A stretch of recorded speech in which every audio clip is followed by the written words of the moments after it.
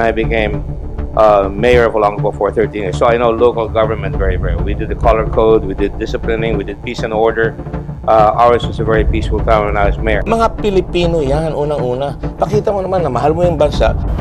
Maraming tayong walang trabaho. Pag 40 anyos ka, mahirap ka na makahanap ng trabaho rito. Maraming contractual. Wala tayong foreign direct investment na dapat dalhin dito para sa ganon magawa at magkaroon ng pagkakataon ang mamamayan makakuha ng mahusay na trabaho.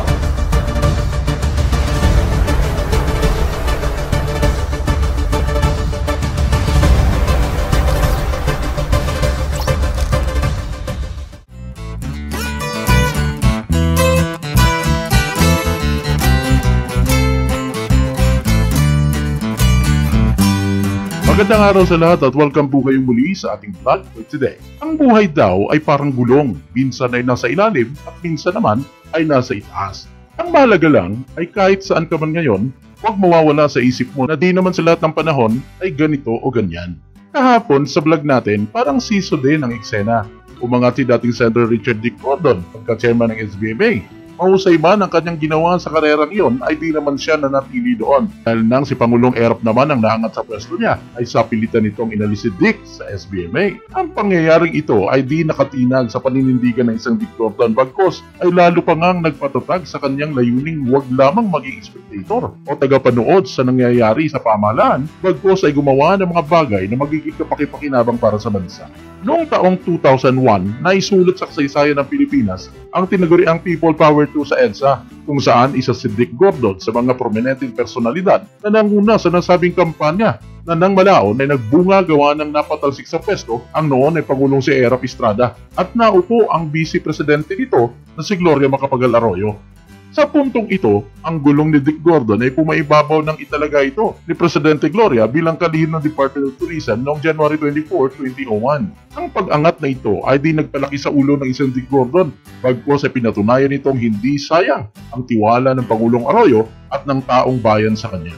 Nang maging Secretary of Tourism sa Richard Gordon, ay may kukonsiderang yun na ang golden years ng ahensya nang dahil sa konsepto ng masipag na mamakito na WOW Philippines. Ito ay sa kabila ng katotohanan ng walang sapat na budget ang departamento para sa promosyon ng WOW Philippines campaign. Ayon sa isang Dick Gordon, di kailangan magkaroon pa ng mga advertising firms para sa WOW Philippines considering na wala ng pondong pwedeng i-maximize para sa kampanyang ito. Gayunpaman, sa kabila ng lahat ng mga batikos at pagtataas kilay, inilala lang naman ang WOW Philippines International Community at nagkamit ng samot-saring pagkilala gaya na lamang ng Best Marketing Effort of the National Tourism Organization in the overall category noong 2002 na ibinigay ng Internationally Tourismus Beurs sa Germany at kinilala rin ang WOW Philippines sa buong Asia noong 2001. Kung maalala ninyo, noong panahon ni dating Pangulong Noynoy Aquino ay sinabi ng naglabas ng statement ang nooy Deputy Spokesperson na si Abigail Balte ng Palacio at sinabi nitong ang WOW Philippines is a failure. Bagay na agad na kinontra ng dating nooy Chief of Staff ni Dick Gordon na si Carissa Casculuela at sinabing ang pagkilala na nakamit ng WOW Philippines ay sapat ng dahilan upang sabing ito ay isang panalo na kampanya. Paalala ko lang po sa inyo bilang pagbibigay diin na ang WOW Philippines campaign ay nangyari pa noong mga panahong kasagsagan ng mga kaganapan tulad ng 9/11 attackers epidemic, EDSA Tres, Dos Palmas kidnapping, Davao bombing, Rockwood mutiny at marami pang ulat ng mga pangyayari. So diyan pa lang, nasubok ng katatagan na nagtitimon ng bangkang sinasakyan ng Department of Tourism. By the way, bago pa ako magtapos sa vlog na ito, ano nga ba ang meaning nitong WOW Philippines? Ang salitang WOW ay abbreviation na may kahulugan tulad ng WOW as in World of Wonders, Wild over Waters, Wako over Wildlife, and Warm over Winter, among many others. Yan ang WOW Philippines. Baka kasi tanungin tayo ng mga anak natin. At least, may sasagot na tayo ngayon.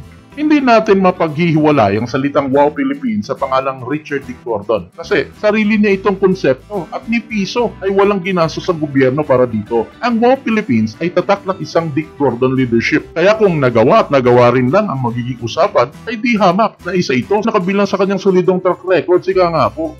Marami pong mga campaign slogan na umusbong sa Department of Tourism gaya ng Fiesta Islands Philippines, Pilipinas kay Ganda noong 2010, Experience the Philippines noong 2017, It's More Fun in the Philippines, We Give the World Our Best, Love the Philippines ng 2023 lang. At siyempre pa ang WOW Philippines na hanggang ngayon ay di pa rin maalis sa isipan natin mga Pilipino. Nitong bago lang, umanay ng kontrobersya ang ahensya ng turismo na nang dahil sa Love the Philippines campaign nito sa usapin ng plagiarism. Dahil dito sa isang programa sa telebisyon ay natanong si former Senator Richard Dick Gordon sa usapin bilang dating successful secretary ng Department of Tourism.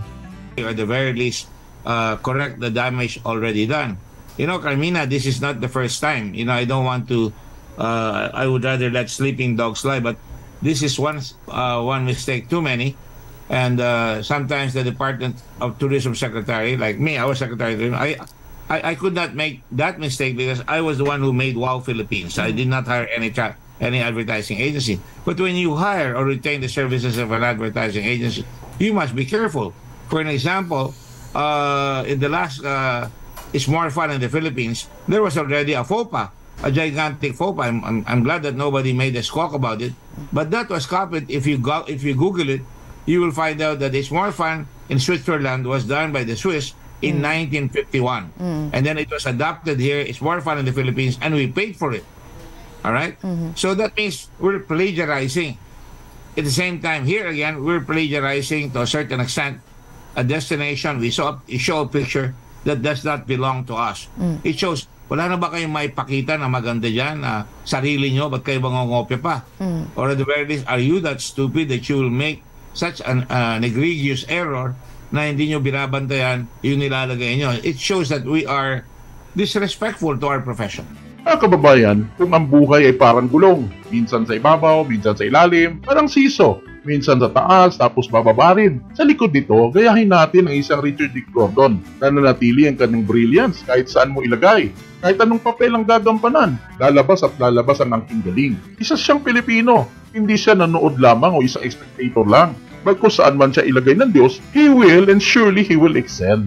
Lagi po lamang nating tandaan, mabuhay tayong may paninindigan. Sapagkat ang taong may paninindigan ay tiyak na may linaw ang patutunguhan. Marami pong salamat. Hanggang sa susunod na vlog.